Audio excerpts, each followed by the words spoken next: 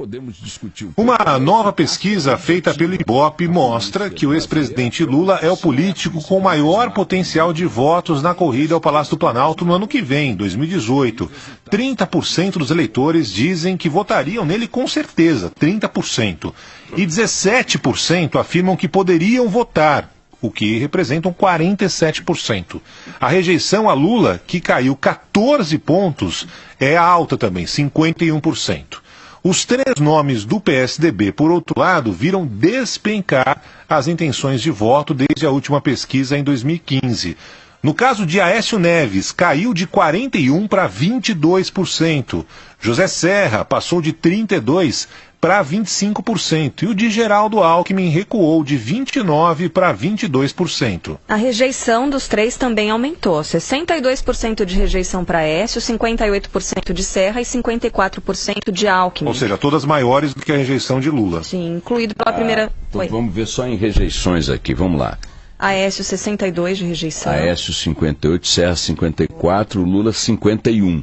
62 o Aécio, 58 Serra, 54 Alckmin. E o Lula 51. Isso. Com uma rejeição menor, embora todas são altas. Sejam altas, todas sejam altas. Eu já nas outras pesquisas que mostravam a liderança de Lula nessa projeção de intenção de votos, a gente comentou aqui, né, que é absolutamente incrível a resistência do nome, do mito, da memória favorável ao Lula, em parte significativa do eleitorado, porque podem dizer que ele é culpado e podem dizer que ele é inocente. Escolham aí que lado vocês querem, em que lado vocês querem ficar, mas ninguém pode negar que ele está debaixo de pau há 3 anos.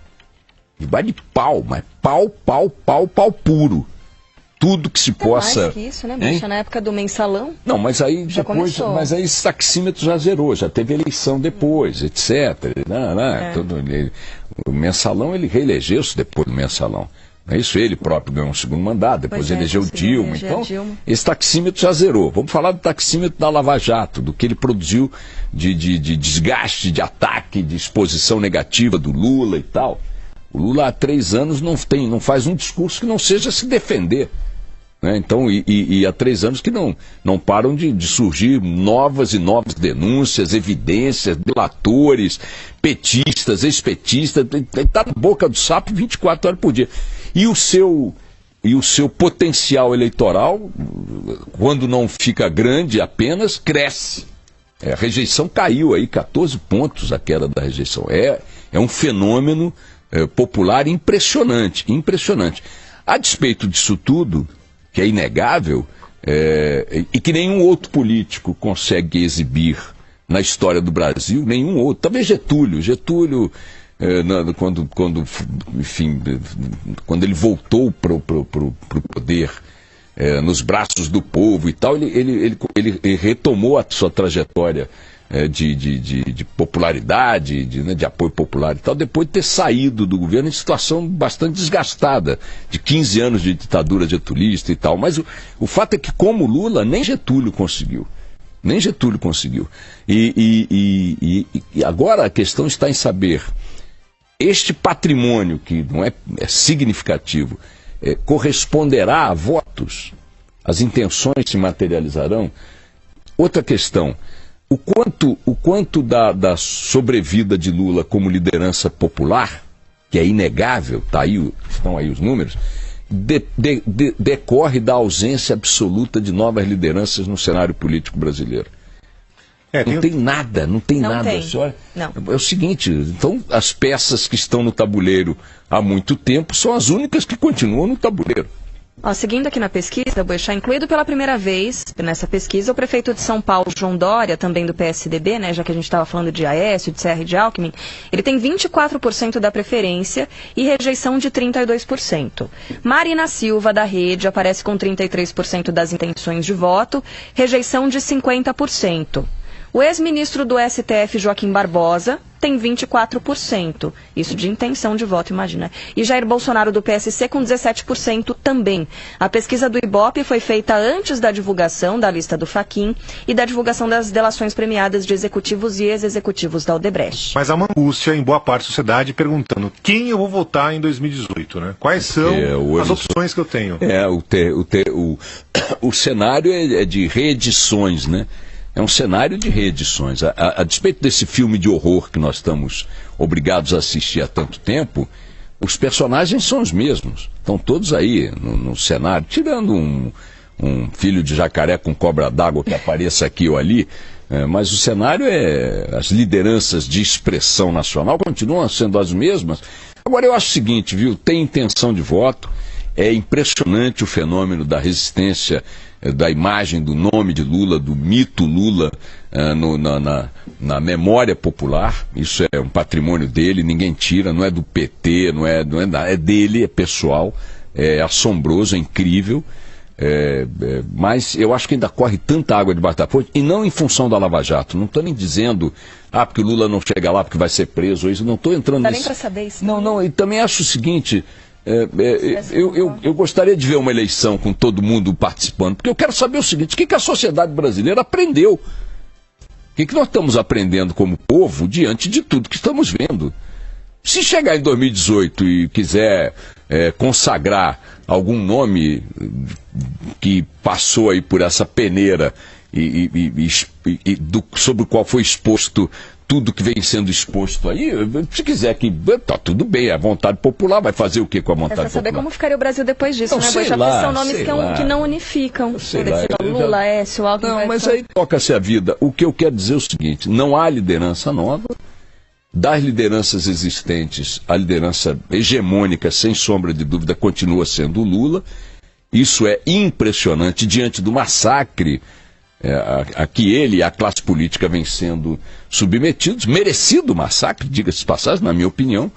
Eu confesso que fico positivamente excitado com a expectativa de vê-los disputando eleições novamente, que deixem, que disputem, e que o povo decida o que quer fazer. Quer botar lá A, B ou C, depois do que se expôs de A, B ou C, faça isso. Paciência, é a soberania popular.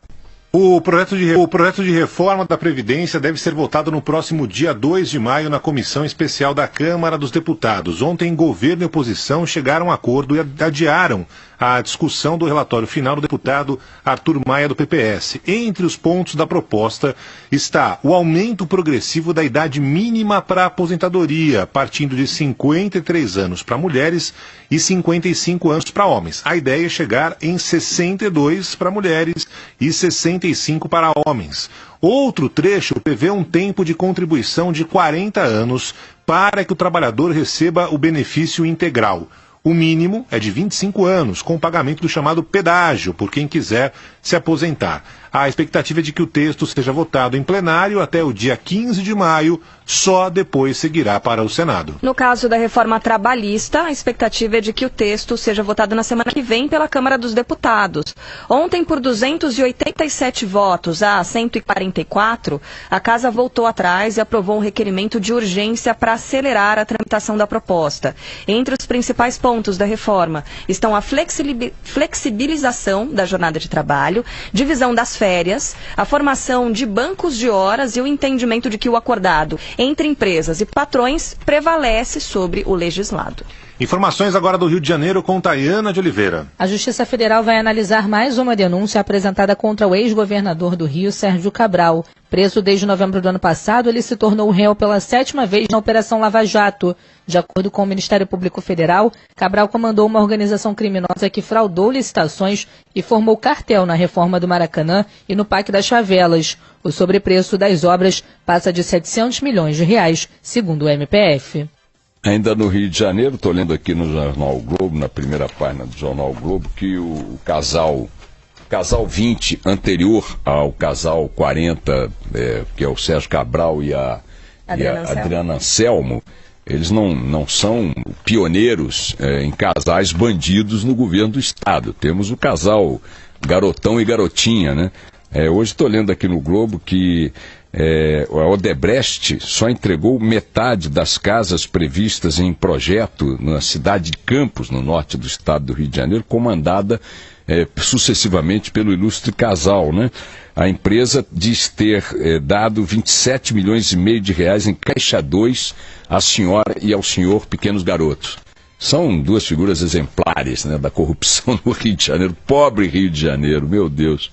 Executivos e ex-executivos da Odebrecht dizem em depoimento ao Ministério Público Federal que a compra de medidas provisórias continuou mesmo depois da Operação Lava Jato. O pagamento de propina e as contribuições por meio de Caixa 2 aconteceram entre 2005 e 2015 e influenciaram pelo menos 20 atos do Executivo e do Legislativo. Um dos últimos acertos envolveu a MP 677, que prorrogou contratos de energia de grandes indústrias no Nordeste e teria sido negociada com o senador Renan Calheiros, do PMDB. Em troca, a Odebrecht contribuiu para a campanha do filho dele, Renan Filho, ao governo de Alagoas em 2014. Uma das reuniões teria ocorrido na residência oficial da presidência do Senado.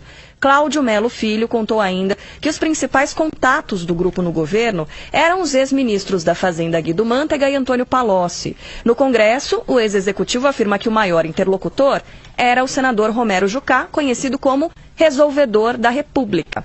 Ao longo do período, o político do PMDB teria recebido 22 milhões de reais, que seriam divididos com Renan Calheiros e o atual presidente do Senado, Eunício Oliveira. Todos negam as acusações. Não. Aquele carimbo, né? O Barão sugeriu aqui, nós vamos fazer uma sequência de carimbos. Eu tenho um carimbo já, não dá para dizer o nome, que as crianças estão no carro. É com F? Com F, que não me lembro agora quem foi, um ouvinte que mandou fazer e mandou para mim, muito legal, está guardado lá em casa, que não é bem, é aquele que se aperta, você vai plact, aí aparece a palavra. De médico, né? Que exato, de médico. Mas nós vamos fazer aqui quais são os carimbos, vamos fazer uma série, né? Nego tudo. Nego tudo. É uma calúnia. Confio na lei, na justiça. Confio na justiça. É um complô. É um complô.